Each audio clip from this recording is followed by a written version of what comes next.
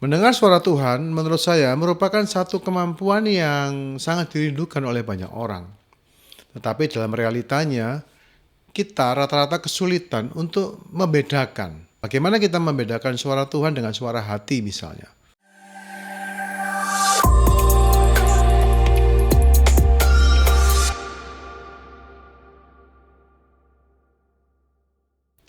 Jumpa lagi bersama dengan saya Pendeta Agus Lianto dalam kanal Be Real.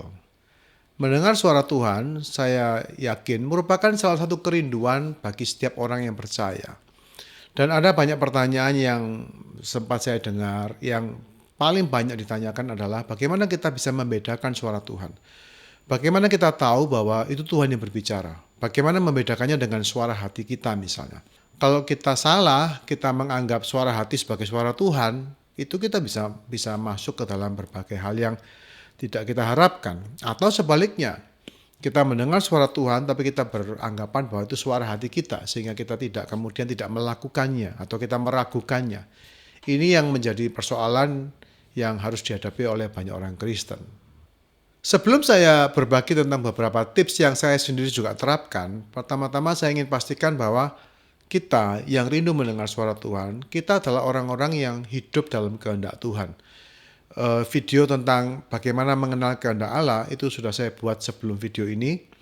Dan kalau Anda belum melihat video itu, saya anjurkan Anda melihat video itu terlebih dahulu. Karena kita tidak bisa berharap untuk mendengar suara Tuhan secara pribadi kalau kita tidak mengarahkan hidup kita untuk menjadi pelaku-pelaku firman, pelaku kehendak Allah.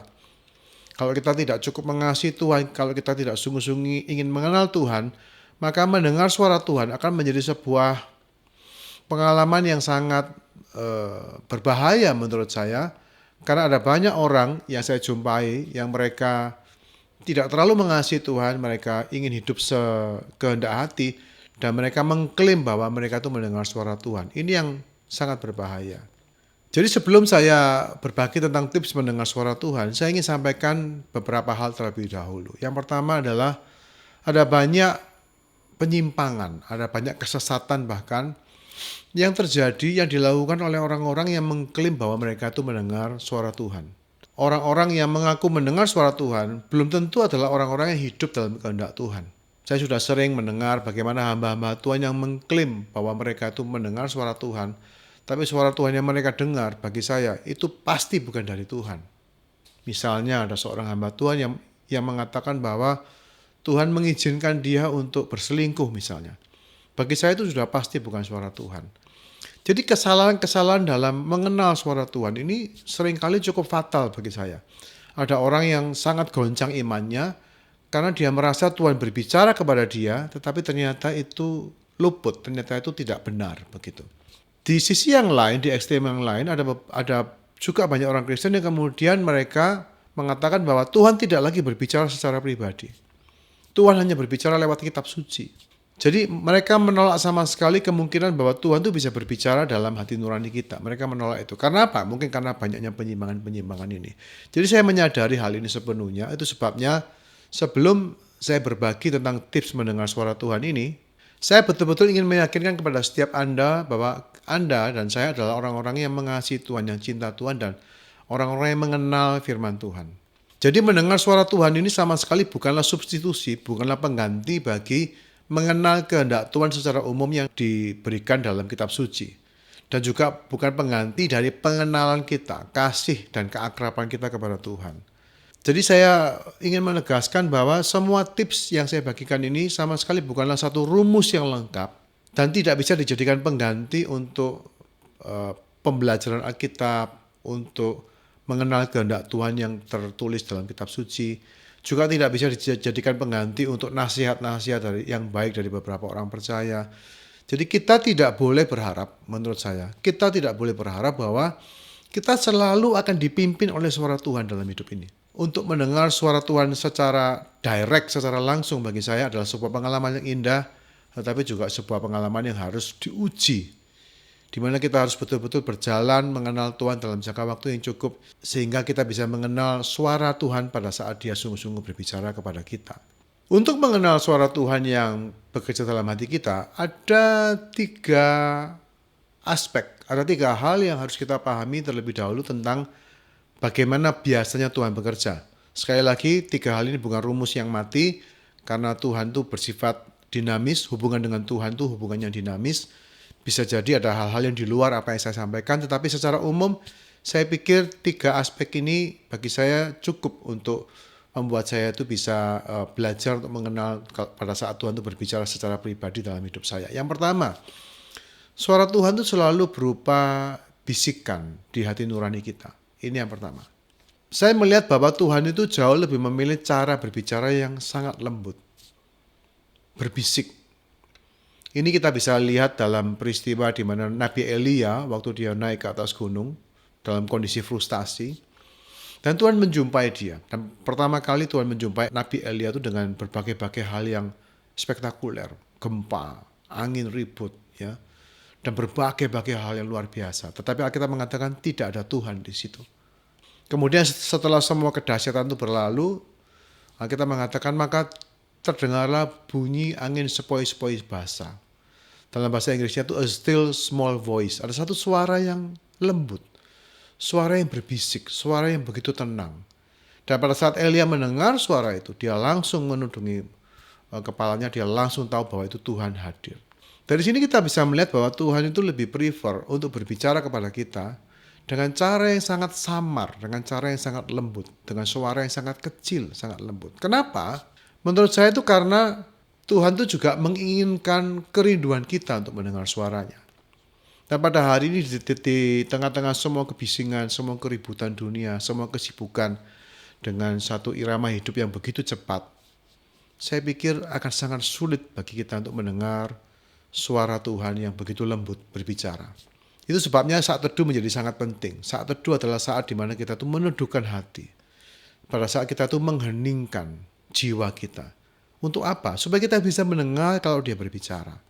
Tuhan itu berbicara secara lembut kepada hati nurani, bukan kepada telinga kita. Saya tidak terlalu yakin bahwa suara Tuhan itu bisa didengar secara audible. Meskipun ada orang-orang yang punya pengalaman suara Tuhan yang bersifat audible. Itu bagi saya fine. Tetapi apa yang saya ketahui tentang Tuhan, Tuhan akan lebih sering memilih cara berbicara dengan lembut dalam hati kita untuk menyatakan kehendaknya. Itu yang pertama, lembut, still small voice, satu suara yang kecil yang hanya bisa didengar oleh orang-orang yang menantikan, oleh orang-orang yang sungguh-sungguh mencari suara itu.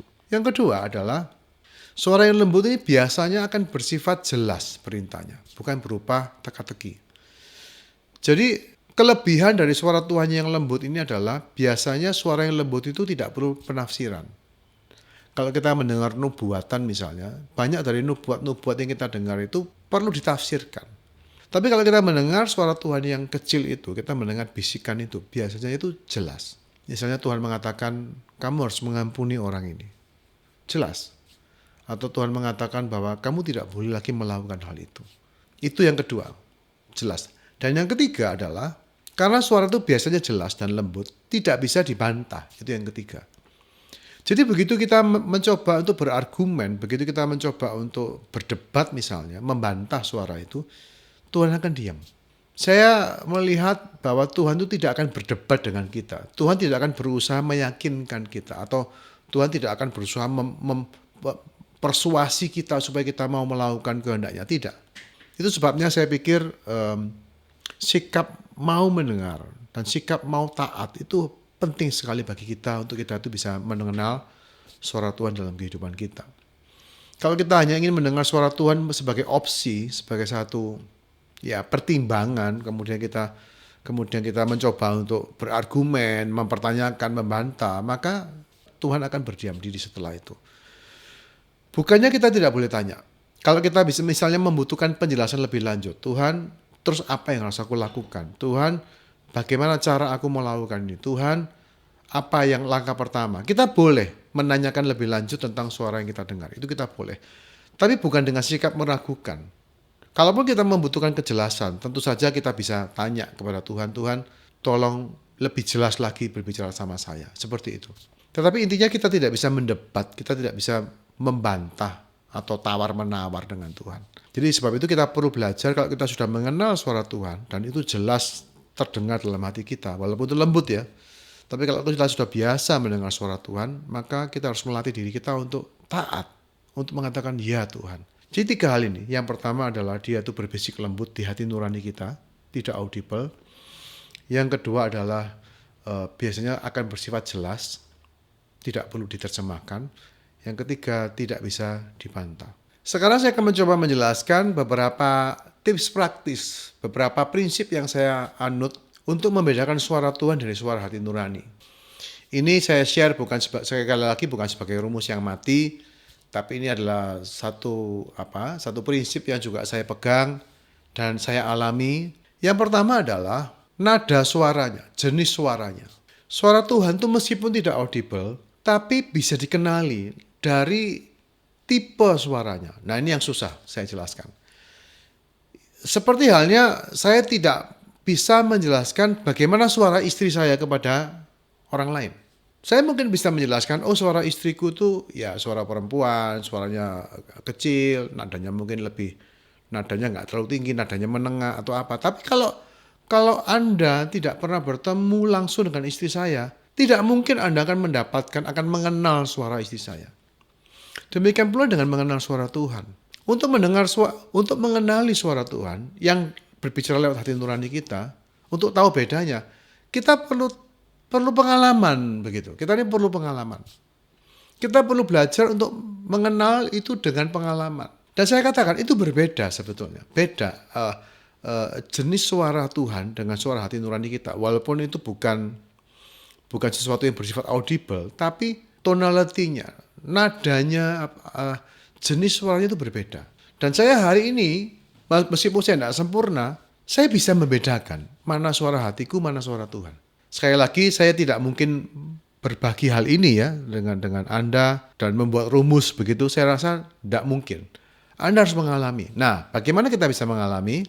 Saya yakin Tuhan pasti pernah berbicara kepada Anda semua. Saya yakin. Entah Anda lakukan atau Anda tidak lakukan. Tapi saya yakin Tuhan pernah berbicara. Saya yakin kita semua anak-anak Tuhan ini pernah mendengar suara Tuhan. Mari diingat-ingat. Dan kita juga bisa meminta dalam saat teduh kita, Tuhan berbicaralah. Aku ingin mendengar suaramu. Misalnya waktu kita membaca Alkitab, kita bilang Tuhan jelaskan. Atau Tuhan berikan pada aku kebenaran firman-Mu pada hari ini. Sikap seperti itu. Kemudian kita bisa belajar untuk diam dan kemudian seperti saya katakan, suara yang lembut itu kita nantikan. Nah, kalau itu kita lakukan, saya percaya akan ada satu suara yang berbisik dalam hati kita. Dan coba dikenali suara itu. Jadi ada satu cirinya, ada satu hal yang berbeda begitu dari pengalaman. Yang kedua adalah kita bisa mengenal suasana yang dihasilkan dari suara Tuhan ini. Yang saya maksud dengan suasana itu adalah semacam spirit atau semangat yang ada dalam suara itu. Satu otoritas, satu wibawa yang beda dari suara hati manusia. Waktu Tuhan berbicara, saya mengalami bahwa saya selalu merasakan ada satu sukacita. Walaupun itu berupa teguran. Ya, saya adalah orang yang sering ditegur oleh Tuhan. Tetapi waktu Tuhan menegur saya secara pribadi, hati saya itu sedih, ada menyesalnya, tapi juga ada sukacitanya. Karena saya bisa merasakan bahwa teguran itu muncul dari satu pribadi yang sangat baik. Saya bisa merasakan teguran itu begitu penuh dengan kasih. Ini yang kedua, tanda yang kedua. Jadi bukan sekedar mengenal jenis suaranya, tapi kita juga mengalami atmosfer, kita tuh mengalami suasana, personality gitu, kepribadian dari pribadi yang berbicara itu. Yaitu bahwa dia baik, bahwa dia sangat mengasihi kita, ada otoritas dan ketenangan dan satu wibawa yang begitu besar dalam suara itu. Sekali lagi, ini memang hanya bisa kita dapatkan lewat pengalaman. Dan yang ketiga adalah isinya, kontennya. Di mana suara Tuhan, apapun yang dia katakan, kontennya tidak akan melawan firman Tuhan yang tertulis. Isinya tidak mungkin bertentangan dengan Alkitab. Jadi kalau kita merasa mendengar suara Tuhan, kita merasa bahwa itu Tuhan yang berbicara kepada kita dan kita merasakan juga suatu situasi penuh damai sejahtera waktu kita mendengar suara itu. Tetapi itu suara itu berbicara atau menyuruh kita melakukan hal-hal yang melawan Alkitab, saya pikir kita salah dalam mendengar. Nah, yang terakhir, meskipun kita bisa belajar mendengar suara Tuhan. Meskipun kita punya pengalaman, bagi saya tetap ada ruang untuk salah. Kita tidak boleh mengklaim bahwa suara Tuhan itu selalu kita kenal dengan sejelas-jelasnya. Saya pikir kita tidak boleh punya keyakinan diri yang seperti itu. Kita selalu masih bisa salah. Kita selalu harus belajar merendahkan diri untuk belajar pada saat kita tuh salah dalam mendengar. Saya pribadi kadang-kadang juga masih kesulitan untuk membedakan apakah ini dari hatiku atau dari Tuhan. Tapi bagi saya yang terpenting adalah sikap mengasihi Tuhan, sikap mau melakukan apa yang Tuhan kehendaki. Arahkan diri kita untuk menyenangkan Dia. Saya berharap apa yang saya sampaikan pada hari ini bisa memberkati kita semua dan membuat kita bisa mendengar suara Tuhan dalam hidup kita. Salam realistis, Tuhan memberkati.